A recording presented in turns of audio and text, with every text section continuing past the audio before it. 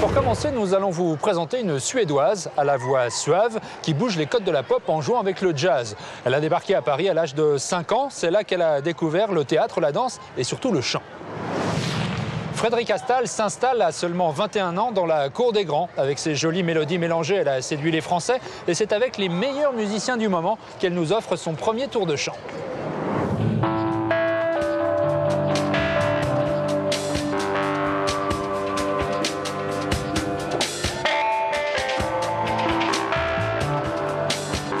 Je suis venue ici la première fois à 4 ans avec ma famille. Mon père, il travaillait ici. Et on a vécu ici pendant 9 ans. Après, on est tous retournés en Suède. Et là, ça fait 4 ans que je suis revenue toute seule. Je ne savais pas trop ce qui allait se passer, mais c'est bien. Someone tapping on my window pane. No, I'm dreaming again. It's just the morning rain. But what about the voices from the room next door? Celui-là, tu sais, quand tu montes là, tu m'envoies là. Pardon. Ouais. Et là, ça fait c'est la suspension. Et après. Ici, il faut que j'arrive tout de suite au dos. Voilà. C'est même pas un métier, c'est une passion tellement fantastique. Une fois qu'on est sur scène, quoi, on oublie tout.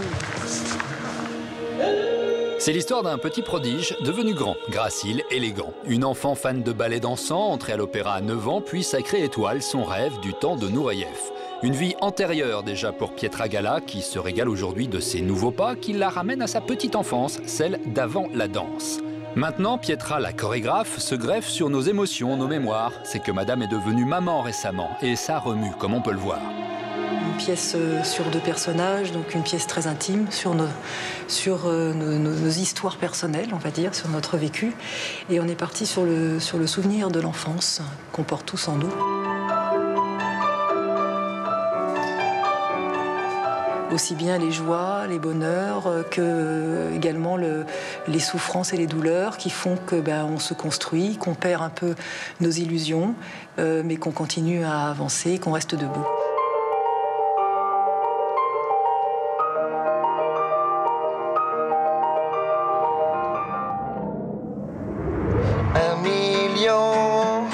De lézards pour 1 milliard de raisons.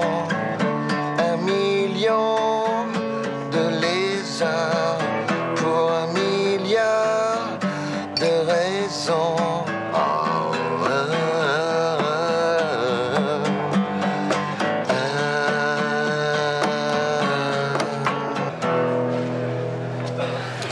Merci messieurs, dames. Du rock comme ça, franchement franchouillard à la Aston Villa, ça relève de l'exploit. Car qu'ils abordent la cuisine française, la tyrannie esthétique ou les humeurs vagabondes, leur musique énergique et sensuelle séduit toujours son monde. Malgré une carrière en dents de scie, des bourrasques, des brouilles et des frasques, pour ce 5e album, c'est une harmonie retrouvée que l'on remarque. Si t'as un spasme de violence sonore, tu viens, tu peux même louer une guitare, prendre un jack. T'as même un accordeur si tu veux te la jouer pro. Tu t'enfermes là-dedans, tu fermes la porte et tu fais tout le bruit que tu veux. Donc on a répété dans plusieurs locaux, mais celui-là c'était un peu le plus spacieux où on pouvait poser 2-3 potes pour nous insulter entre les chansons quand on jouait mal.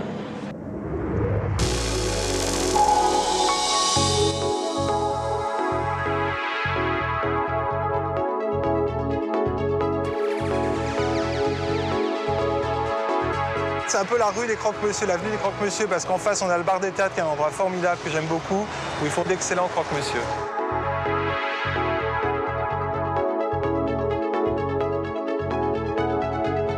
J'ai toujours aimé m'habiller, j'étais assez curieux de m'habiller, de trouver des choses qui pouvaient effectivement me correspondre. Et puis peu à peu, j'ai décidé d'en faire mon métier. Je dessine finalement très peu. Ça passe plus par des envies, par effectivement un coup de crayon, bien évidemment, mais c'est plutôt des recherches de forme, de volume, d'ambiance, de matière, des histoires à raconter, dont les supports sont les vêtements. Oui.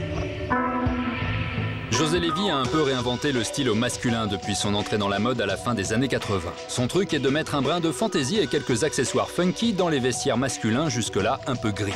Un créateur libéré qui roule pour Ungaro où côté homme, il y a tout à créer. Il y avait des codes à trouver, il y avait des pendants masculins à trouver. C'est vrai que la couleur, la construction des vêtements joue un rôle très important dans le travail d'Emmanuel Ungaro. Et j'ai voulu effectivement avoir une sorte de respect mais distancié pour ne pas essayer de faire un copier-coller de vêtements féminins. Ce qui m'intéresse, c'est justement effectivement de faire venir des éléments qui pourraient paraître féminins mais les rendre complètement masculins et sans effectivement aucune ambiguïté. Et si ambiguïté, c'est plus par rapport à la personne qui les porte.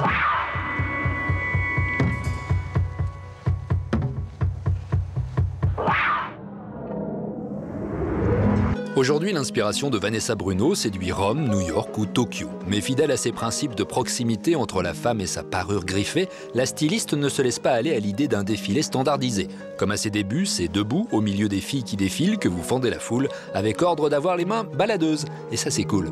Je préfère ce moyen d'expression parce que pour moi, ça contribue en tout cas à avoir une approche peut-être plus simple, des gens qui peuvent aussi toucher, apprécier les vêtements, les regarder, le contact, le sourire, l'échange du regard, et que le défilé pour moi a un côté beaucoup plus froid. Ma douleur préférée, c'est de chanter l'amour. Me mettre à nu, on rit, ne plus passer mon tour. Et advienne que pourra cette chanson est pour toi, pour toi. Parler d'amour, le sujet lui-même, il reste malgré tout aujourd'hui bateau, quoi. Je crois que là où on peut se renouveler de façon, il me semble, indéfiniment, c'est sur la forme. La façon de le faire, les clins d'œil, les jeux de mots.